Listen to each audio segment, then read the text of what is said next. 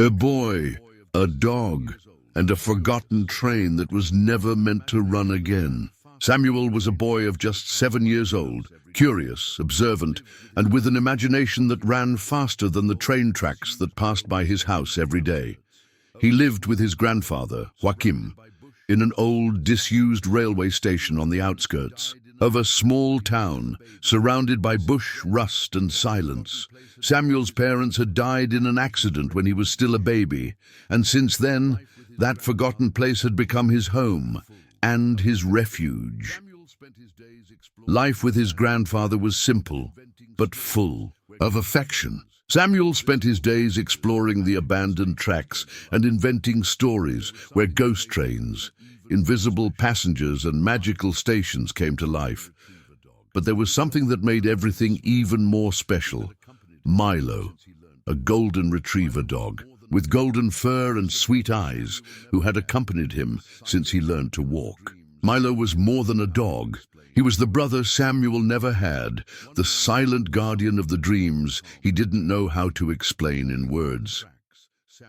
One morning, something broke the calm routine. While walking along the tracks, Samuel and Milo heard a strange noise coming from one of the old trains that were still parked at the back of the station. A metallic clang, as if someone had forced open a door. Curious, the boy approached cautiously, but Milo began to growl, something he never did without reason. When opening the door of one of the carriages, Samuel found an open suitcase and scattered documents. Among them were photos of people he didn't know, maps marked with routes, and a railroad nameplate with a recent date. That didn't make sense. The line had been disabled for years. The only thing stranger than the documents was the sound that came soon after, footsteps running in the distance, and a deep voice whispering something that Samuel couldn't understand. The heart accelerated. Something was happening at that old station, something that was not part of his imagination. And suddenly, his life and Milo's were about to intersect with a real mystery, one that perhaps they both weren't ready to discover. Samuel ran out of the carriage with his suitcase in hand, his heart beating loudly in his chest and his hands sweaty, even with the cold morning wind. Milo followed closely, alert for any movement along the trails and in the surrounding bushes. The boy knew he shouldn't touch those things. His grandfather always said that the station might be deactivated, but it still carried echoes of a past that was best left alone. But now, it was too late. Hiding in the old storage room where he kept his toys, Samuel took a closer look at the contents of the suitcase. There were train names and numbers, freight stamps, and even recent railway uniforms. One of the photos gave him goosebumps. It was the image of the station, taken 2 days ago, the same station where he lived, and in the background, hidden in the shadow of a pillar, was a hooded figure he didn't recognize. He felt a chill. That afternoon, when he told his grandfather everything, Joachim frowned. There are people who never accepted that this line was closed, he said, lowering his voice. They think it's still worth using it for other things. Samuel didn't understand right away. Other things. Joachim hesitated, but then completed it. Things that the law can't see. Clandestine transportation. People trying to hide what they shouldn't. Meanwhile, Milo started behaving strangely. During the night, he patrolled the house, growling toward the windows, sniffing the dirt near the tracks. One of these times, he found something buried in the bush. A backpack with tools, a flashlight, and a still working radio. Someone was nearby and had made it clear they would be back. The next day, Samuel was followed. As he walked with Milo along the path that led to the village, he noticed a black pickup truck parked on the other side of the street with tinted windows. When he passed her, he felt the gaze. Milo barked and growled like never before. Samuel ran with the dog to the station and warned his grandfather, who this time didn't hesitate. If they're using this railroad again, it's because something big is coming. And if you saw something you shouldn't have, they won't let it go. It was too late to pretend nothing had happened. Samuel and Milo were in the middle of something bigger than any child's game. And soon, what started as an ordinary day on the trails would turn into a race against time. That night, the station's silence seemed heavier. The creaking of the tracks in the wind sounded like a warning. Samuel couldn't sleep. Grandfather, more cautious than ever, had locked all the doors and reinforced the windows. But something in Milo's eyes indicated that the danger was closer than everyone imagined. Around 2 in the morning, a metallic noise echoed outside, coming from the abandoned carriages. Samuel got up slowly and walked to the balcony, with Milo glued to his legs. The dog stopped suddenly, ears pricked, and let out a dry bark. Out of the darkness, a flashlight lit up, dazzling the boy. The light went out quickly, but not before revealing 2 men carrying boxes into one of the cars. One of them was the same as the one in the photo Samuel had found. Without thinking twice, the boy grabbed the radio that had been left in the backpack found by Milo days before, tried to tune in to something, anything. And then a voice cut through the hiss. Base station, ghost train arrives at 01:45, cargo ready for boarding. Samuel's blood ran cold. They weren't just testing the tracks. They were about to use them. It was then that Joachim appeared, behind his back. Grandfather had heard everything. It's now or never, Samuel. For the first time, the boy saw a different gleam in the old man's eyes. A fear met with courage. Joachim took the old railway uniform hanging in the closet, put it on with shaking hands, and pulled an old silver whistle from the bottom of a drawer. These carriages still obey those who know the way, he said, but they don't tell you that we have something they don't have. You too. That same morning, Samuel, Joachim, and Milo followed the trails with a flashlight, the radio, and the courage of someone who could not turn back. The plan was simple. Intercept the illegal train before it passed through the station, activate the old forced stop signals, and record everything. The license plates, the faces, the contents of the cargo. But what they didn't know was that somebody I already knew about their presence. And while they planned to stop the train, the men in the wagon were preparing the counterattack. The station, once forgotten, was now the scene of something big. And for Samuel, it was the moment when his childhood imagination gave way to the most dangerous reality of his life.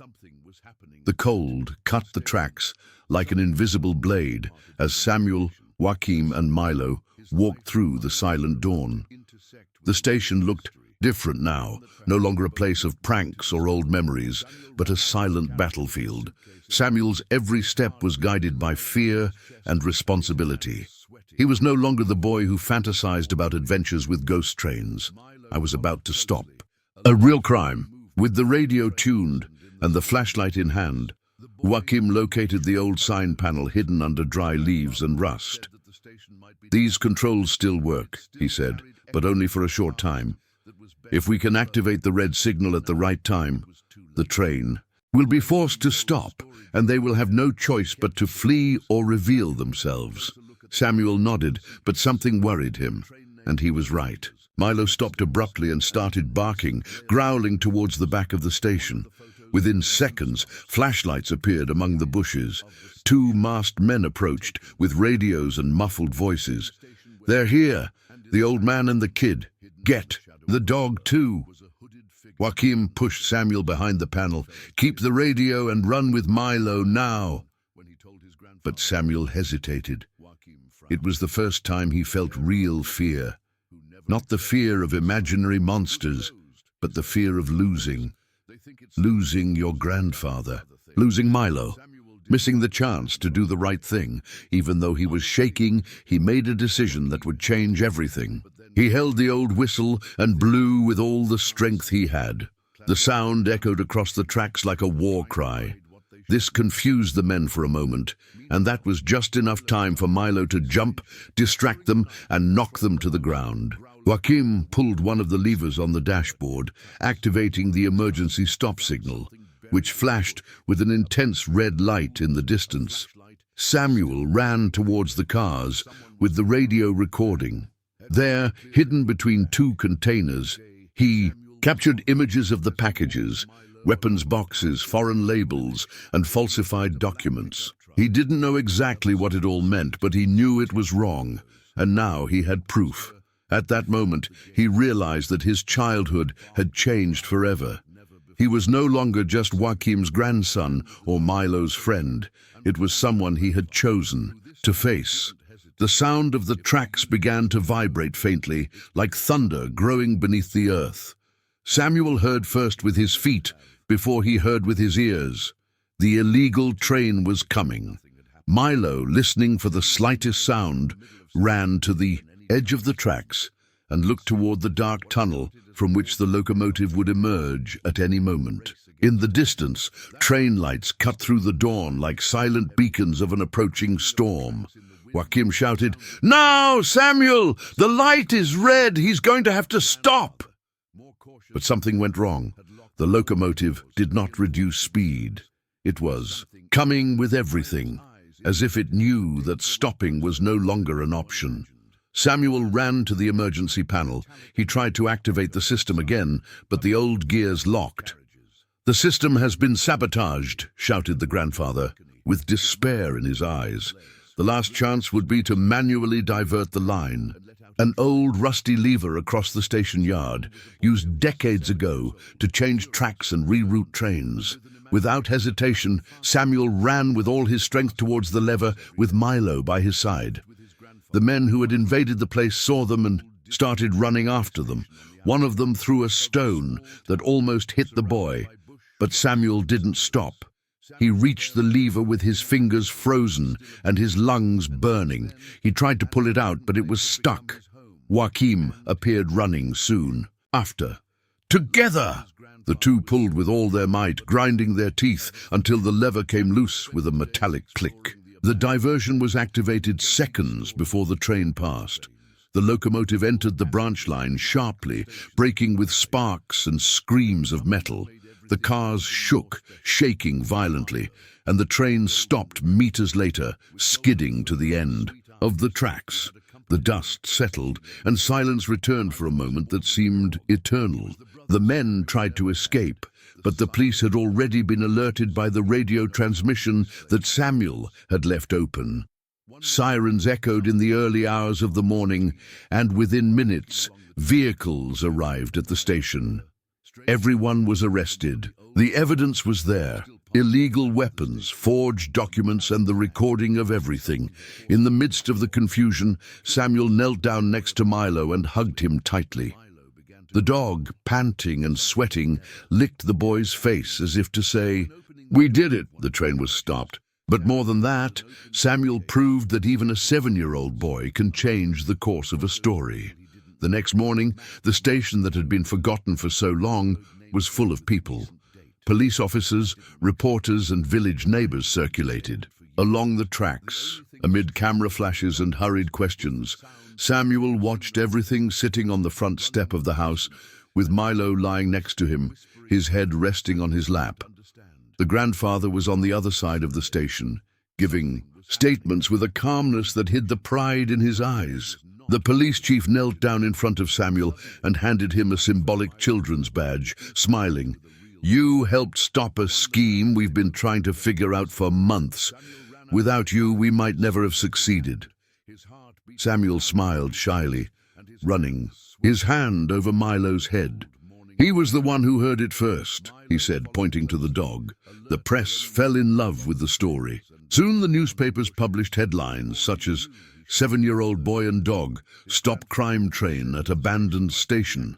People came to visit the station to take photos, curious to see the place where it all happened. But for Samuel, what mattered most was that the station had come back to life, not because of the danger it harbored, but because of the courage it awakened. The railway, previously marked by rust and oblivion, would now be restored as a historic heritage site for the city. The mayor announced that the station would be renamed Milo Station, in honor of the dog that helped prevent criminals from escaping. Samuel was thrilled with the news, while Milo wagged his tail as if he understood that this place was now his too. That night, Joachim made hot chocolate and for the first time in a long time let Samuel sleep in later. Sitting on the porch, the two watched the tracks in the distance.